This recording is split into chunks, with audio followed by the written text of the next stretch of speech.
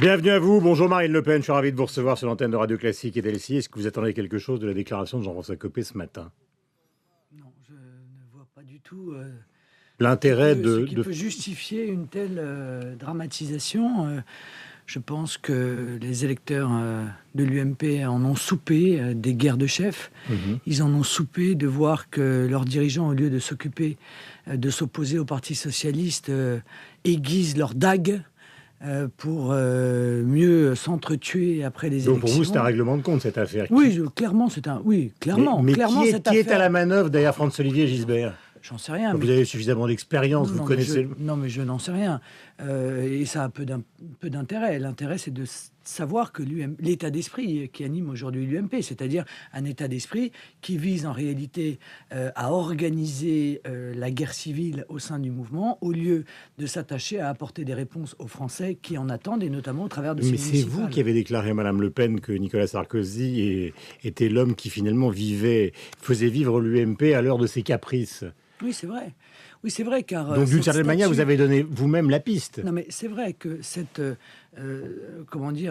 faux suspense que fait vivre Nicolas Sarkozy veut quand même dire quelque chose. C'est que, à force de dire « je vais revenir, je vais revenir, je vais revenir », il lance un autre message. C'est personne à l'UMP n'a la qualité pour diriger le mouvement et pour rassembler dans une élection. C'est quand même très cruel de sa part à l'égard de ses anciens Donc, amis ce serait et lui. accessoirement de son Si j'en crois votre analyse, non, ce serait mais lui. Non, pas du tout. Je ne mélange pas les deux situations. Je veux dire, ce mouvement est dans une inertie absolue.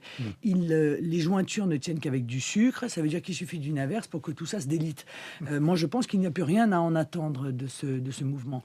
Voilà quelle est mon analyse. Et cette dernière affaire du point, je crois, est un élément supplémentaire qui le démontre. Mais est-ce que vous considérez que dans un cadre qui est assez particulier, puisqu'on est dans un cadre d'élection, il faudrait que Jean-François Copé se retire ou en tout cas prenne une certaine forme de distance à l'égard de la présidence de lui. C'est pas votre affaire, vous êtes le Front National. Voilà, je comprends très bien.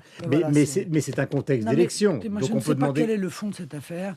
Objectivement, ça ne m'intéresse pas. Moi, ce qui m'intéresse, c'est l'aspect politique.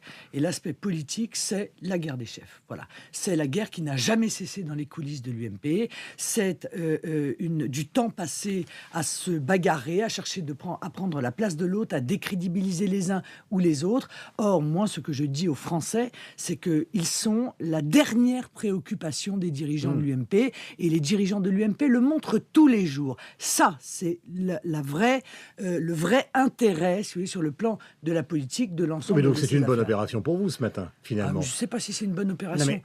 Si qu'une partie de la direction de l'UMP soit décrédibilisée, c'est plutôt une bonne chose pour le Front National. C'est une mauvaise opération pour les Français, et c'est une mauvaise opération pour les adhérents et les électeurs de l'UMP qui sont bien obligés de constater que, alors qu'on leur a dit, c'est un peu comme la crise, on passe sa vie à dire que la crise est finie, eh bien la crise à l'UMP, elle non plus, elle n'est pas finie.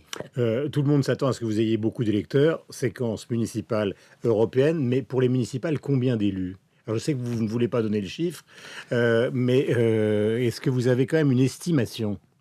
Mais j'ai des objectifs, pas une estimation. Et mon objectif, c'est que nous ayons plus de 1000 conseillers municipaux. Nous n'en avons que 60 aujourd'hui. Donc ce serait effectivement une percée absolument exceptionnelle dans une élection dont tout le monde sait que c'est une élection difficile pour le Front National, pour une raison simple, c'est que quand vous n'avez pas de sortant, vous partez avec un handicap sérieux. Eh bien, nous allons courir la course avec ce handicap, et je pense que nous allons réussir à remonter ce handicap pour avoir demain des élus locaux, pour faire cette politique de proximité qu'attendent aussi les Français, pour développer nos idées dans les territoires et pour construire les fondations, car les municipales, ce sont les fondations d'une victoire politique. D'une victoire politique au présidentiel? Oui, bien sûr. Mais évidemment, c'est important, la présidentielle. C'est au cas où ça vous aurait échappé. Non, mais ça ne m'a pas échappé, mais je sens dans votre discours que c'est une sorte de répétition. Non, mais c'est l'élection majeure. L'élection majeure, celle qui permet de retrouver notre liberté, de retrouver notre souveraineté, de retrouver notre indépendance, de changer la politique économique, et notamment en défendant les intérêts de la France face à Bruxelles, quitte d'ailleurs, si on n'obtient pas ce que nous voulons, à demander aux Français de choisir de rester ou non dans l'Union européenne.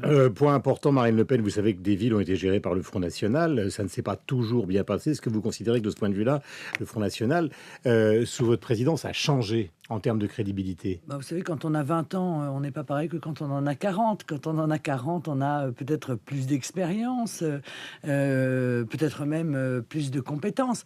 Mais on a dit beaucoup de choses sur ces villes en 95. Il y a eu des comportements personnels de la part de certains maires élus profondément condamnables. Et pour certains, d'ailleurs, ce sont leurs propres conseillers municipaux du Front National qui ont poussé à leur départ, compte tenu de la situation.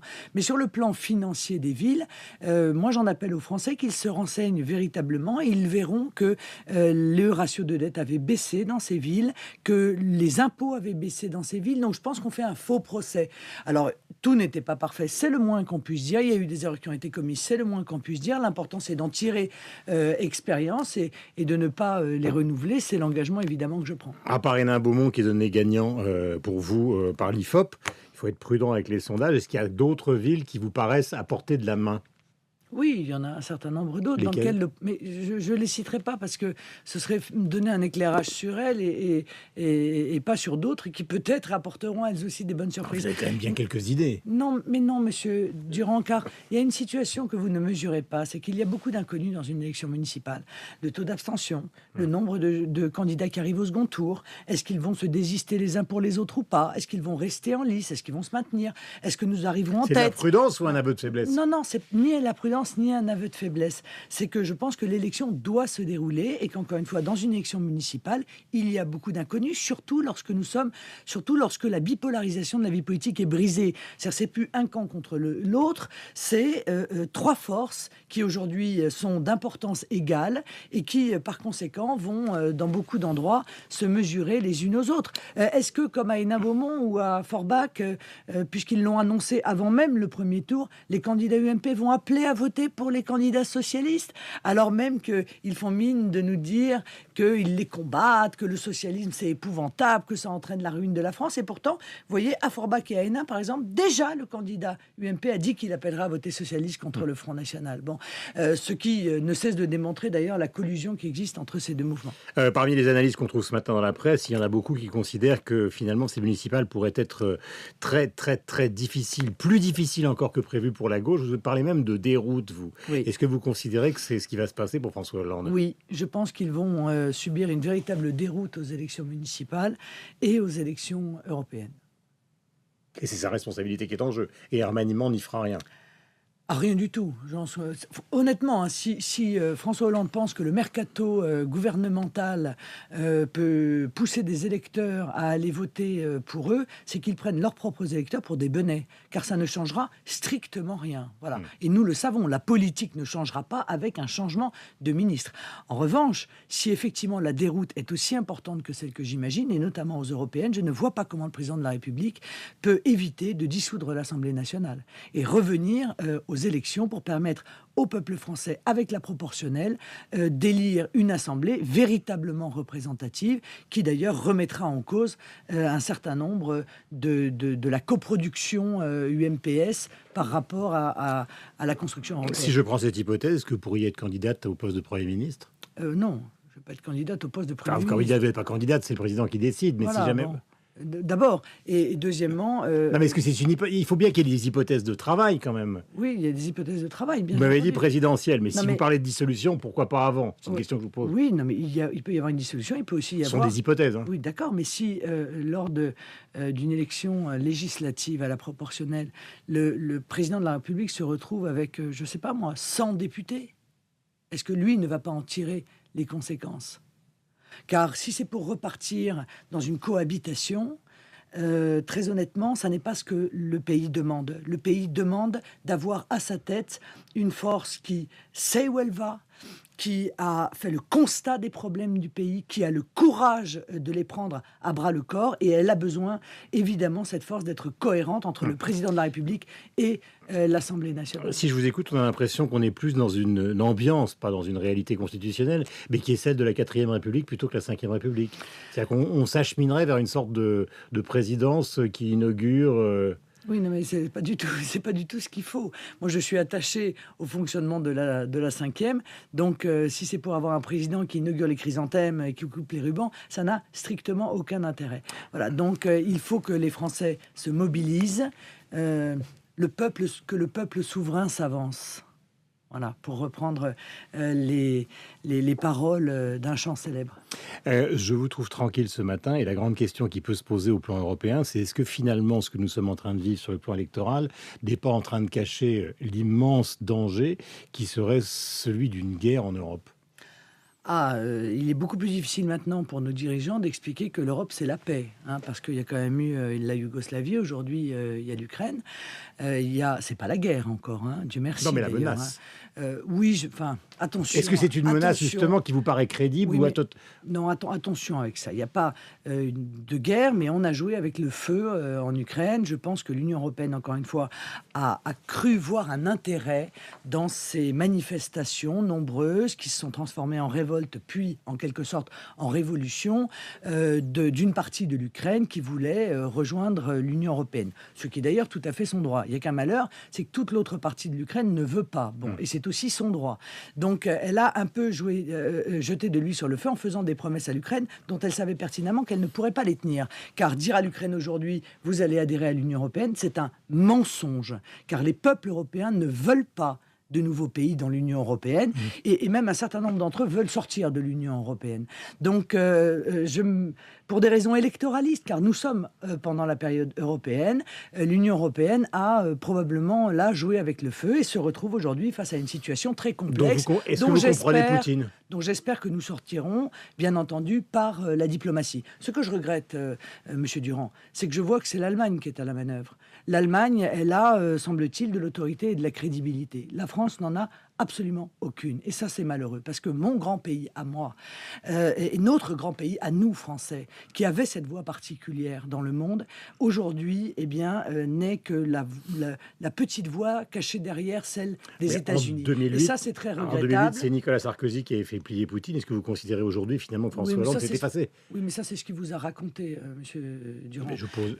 ces choses-là nous dépassent, feignons d'en être les organisateurs, en quelque sorte. Bon, jouer un rôle, c'est incontestable. Non, Nicolas Sarkozy était un atlantiste, un hyper-atlantiste, comme l'est d'ailleurs François Hollande. Ça veut dire qu'à chaque fois que les États-Unis ça ne veut pas dire qu'il n'ait pas joué un rôle en 2008. On se met dans le sillage des États-Unis. Ça n'est pas digne du grand pays qui est le nôtre. Ça n'est pas digne de cette grande histoire de la diplomatie française. Et quand la France n'est pas là, la nature ayant horreur du vide, c'est l'Allemagne qui prend le rôle de la France. Et c'est aujourd'hui elle qui va amener Vladimir Poutine à la table des négociations pour chercher une issue à la crise ukrainienne. C'est bien regrettable. Concernant, je reviens pour un dernier point à la campagne à Paris. Il y a pas mal de comités antifascistes qui font, disons, une campagne un peu musclée contre votre candidat et ces permanences va le rendre ça injuste. Est-ce que vous trouvez ça justifié ? Non, je trouve ça scandaleux. Parce que c'est vraiment l'inverse d'un processus démocratique. Mais ils sont d'extrême gauche. Donc ils ont tous les pouvoirs dans notre pays. Ils sont protégés. Ils restent quand même sur l'idée que le Front National est un parti fasciste. Non, mais ils sont protégés par M. Valls. Ce sont eux qui se comportent comme des fascistes, qui agissent par la violence, qui se baladent avec les photos de nos candidats dans la poche en menaçant de s'attaquer physiquement à eux. Ce sont eux qui brisent nos permanences. Et c'est le cas en Bretagne aussi. Ça a été le cas à Nantes, ça a été le cas à Rennes, ça a été le cas 5 fois à Saint-Brieuc. Et ceux-là, ils le font dans une impunité totale parce que le ministre de l'Intérieur a une complicité idéologique avec ces groupes fascisants d'extrême gauche. Et donc, vous considérez que l'accusation qu'il vous porte encore une fois, qui est celle d'être une organisation fasciste, est absurde? Oui, mais ça a toujours été ça. L'extrême gauche a toujours fait cela. Comme elle ne peut pas lutter sur le terrain des idées, elle insulte, elle joue l'amalgame et elle reproche à, soi-disant, leurs adversaires les comportements qui sont en réalité les siens, c'est-à-dire le refus de la démocratie, la violence, l'attaque physique, le fait d'empêcher les adversaires de prendre la parole dans des salles. Moi, je suis aussi confronté à cette situation, sans, semble-t-il, encore encore une fois, que le ministère de l'Intérieur ne prenne les dispositions pour dissoudre ces groupes, car que les choses soient claires, à chaque fois qu'ils ont manifesté, et ça a été le cas à Nantes, ce sont les mêmes, ils ont tout cassé, brûlé sur leur passage, et les inscriptions sur les murs après leur passage, c'était un flic égale une balle. Et bien que ces gens-là ne soient pas dissous par Manuel Valls, démontre que ce ministre de l'Intérieur est un homme dangereux. Merci beaucoup Marine Le Pen, bonne journée.